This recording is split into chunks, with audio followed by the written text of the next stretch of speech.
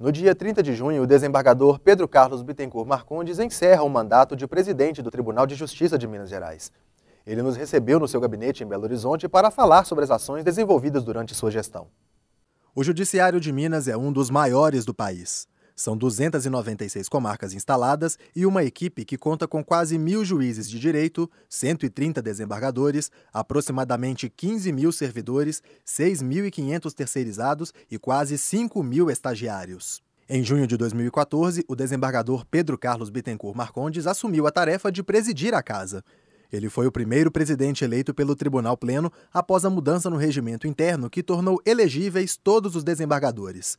Tendo assumido a presidência aos 51 anos, ele também foi o mais jovem desembargador a chefiar o Tribunal de Justiça Mineiro. Presidente Pedro Bittencourt, obrigado por nos receber. Bom, o senhor encerra agora, em junho, a sua gestão. Gostaria de saber qual o balanço o senhor faz sobre essa experiência, as expectativas que o senhor tinha.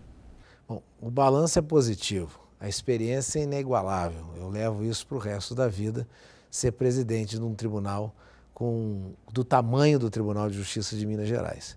Para mim foi uma coisa muito gratificante, eu cresci muito durante esse período, eu pude conhecer os problemas de uma administração pública, de uma administração do judiciário desse tamanho.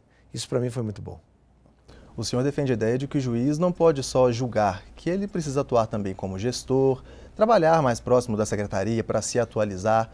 Por que essa mudança de comportamento é importante? Na realidade, essa mudança é uma mudança de conceito do que é ser juiz, do que significa ser juiz. A meu ver, o juiz, aquele que só prolata a sentença e decide no seu gabinete, ele não eu vou dizer assim, isso não é suficiente para o atingimento da finalidade da jurisdição, que é prestar jurisdição, resolver os casos, ser eficaz, as sentenças tenham eficácia. Ele precisa se envolver com a secretaria dele, porque há um iter a ser perseguido para que a sentença que ele dá dentro do gabinete possa ter efeitos lá na ponta junto ao usuário. É por isso que ele precisa interagir, ele precisa ser gestor da secretaria dele. Nós vamos falar um pouco sobre os projetos implementados durante a sua gestão. O processo judicial eletrônico, o PJE, representa o projeto de um judiciário mais célere e eficiente, sem papel, moderno e sustentável. Também contribui para efetivar o princípio constitucional da razoável duração do processo. Foram mais de 27.000 feitos julgados pelo sistema em 29 comarcas até junho deste ano. 44.000 usuários, entre magistrados, servidores e advogados, foram atendidos por meio do PJE.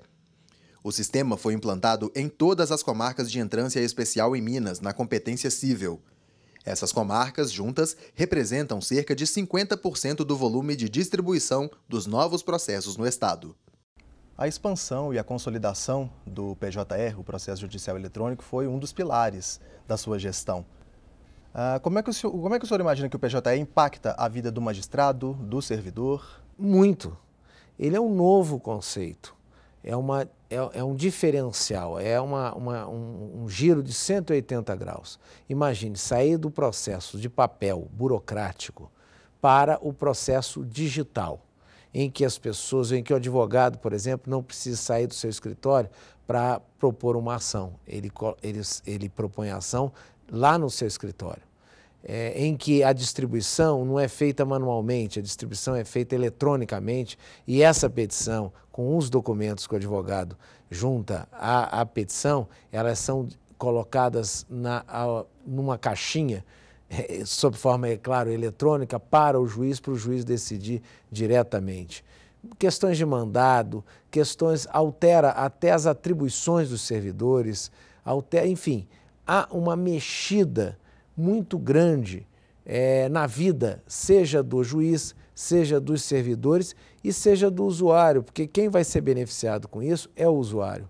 E até também no próprio meio ambiente, porque o processo eletrônico elimina o papel, eliminando o papel, você acaba contribuindo para a sustentabilidade. O PAE, Programa de Apoio Emergencial às Comarcas, foi criado com o objetivo de aumentar a celeridade e a produtividade nas varas de todo o estado que apresentam grande quantidade de processos em seus acervos. As comarcas de Coração de Jesus, Presidente Olegário, Águas Formosas, Peçanha e Raul Soares já foram contempladas com o programa. E priorizar a primeira instância, lançar um olhar para o interior, foi uma das metas e objetivos da sua gestão. E aí tivemos o PAE, o Programa de Apoio Emergencial às Comarcas. Qual que é o diferencial desse projeto especificamente? Bom, veja, nós temos um déficit de magistrados que faz com que mais de 100 comarcas não tenha juiz. As comarcas menores. Como surgiu o PAE? O PAE é um programa de ajuda emergencial para essas comarcas que ficam sem juiz e, portanto, precisam dos casos que estão lá depositados serem solucionados. Esse PAE, na realidade, não se circunscreve apenas a um mutirão. Ao contrário, ele tem 4 fases. A primeira fase é a diagnose, onde se verifica quais são os problemas que ocorrem, por que chegou a esse ponto. Segundo, nós fazemos um planejamento estratégico dessa unidade jurisdicional para estabelecendo metas para que nós solucionamos os problemas. Após, fazemos um plano de ação. Esse plano de ação pressupõe macroações e microações. E por final, fazemos o quê? Um acompanhamento permanente. Isso faz com que as pessoas que estejam lá, os servidores e eventualmente o juiz que esteja colaborando, ele aprenda a gerir, a fazer gestão por competências naquela unidade jurisdicional para eliminar ou pelo menos abrandar aquele problema de falta de juiz e excesso de serviço. Os juízes leigos cumprem um importante papel na solução rápida dos processos que tramitam nos juizados especiais. Eles podem conduzir audiências de conciliação, instruir o processo e apresentar projeto de sentença. Prevista na Lei 9.099 de 1995, a função foi criada no TJMG no ano passado. No segundo semestre de 2015, o Tribunal de Justiça de Minas Gerais lançou edital público para selecionar 81 juízes leigos para atuar nos juizados especiais de 45 comarcas do estado. A primeira turma de juízes leigos foi convocada em abril deste ano. O senhor falou da função do juiz. No ano passado foi criada a função do juiz leigo. Como é que o senhor avalia a atuação desses profissionais?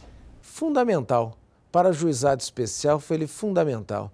Ele otimiza o juizado especial, ele colabora com o juiz togado, seja para fazer projetos de sentença, ou melhor, sentenças que serão homologadas ou não pelo juiz, faz audiência, enfim, ele na realidade é uma mão de obra, é um colaborador do serviço, para que o usuário possa ter uma resposta do judiciário o mais rápido possível.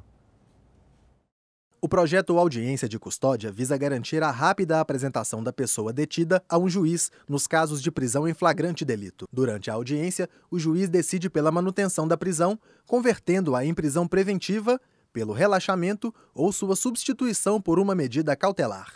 Em agosto de 2015, foi implantado o projeto piloto na comarca de Belo Horizonte. No interior, nas comarcas de Governador Valadares, Contagem, Juiz de Fora, Ribeirão das Neves, Uberaba e Uberlândia, as audiências começaram a ser realizadas em maio deste ano. Em 2015, o Tribunal de Justiça de Minas Gerais também realizou a primeira audiência de custódia do Estado, né?